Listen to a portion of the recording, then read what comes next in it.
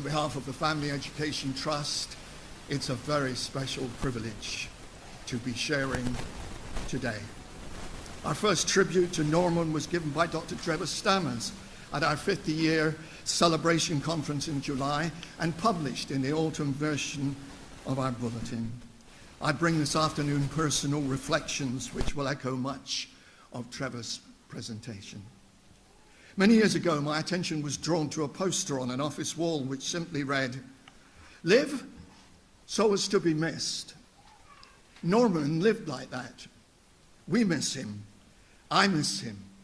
And his work made a difference. He was committed to a cause crucial to the well-being of humanity, our nation, and particularly the family. He was concerned to unveil the truth, and his evidence-based approach to the work demonstrated this. At the Lords and Commons Family and Child Protection Committee meeting following his death, the chair, Sir Geoffrey Donaldson MP, praised Norman and called him a stalwart, an invaluable member of the group. I personally think it was an understatement. Norman was scholarly and thorough in his research. Detail mattered, while the outcomes made clear readings. He was invited to share with other minded groups, including C4M, and had the privilege of working with the Christian Institute that we're going to be hearing from. But he desired positive relationships that would expand the understanding of the implications of the research work. He was both consistent and persistent in making sure that the truth came to light. And yet at the same time, he was at ease with himself in a variety of contexts, whether at a parliamentary committee meeting, supporting a parent at a meeting with a head teacher, a TV interview, informing trustees meetings, sharing at an annual conference, or offering hospitality in his home.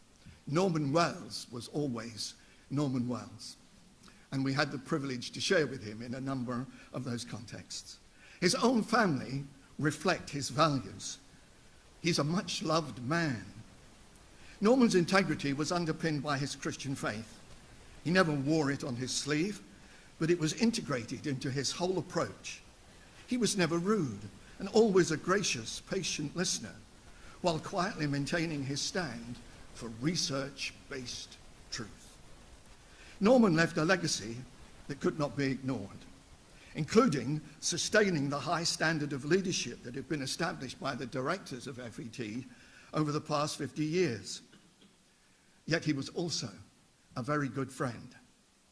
I miss him.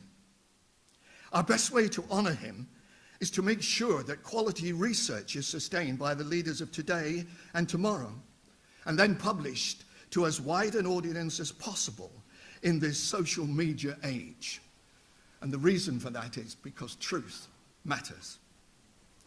We invite all those who knew Norman, have read his work, or have heard him address the issues to stand with us in the coming days as the work grows and adapts to the changes in society. We shall remember him.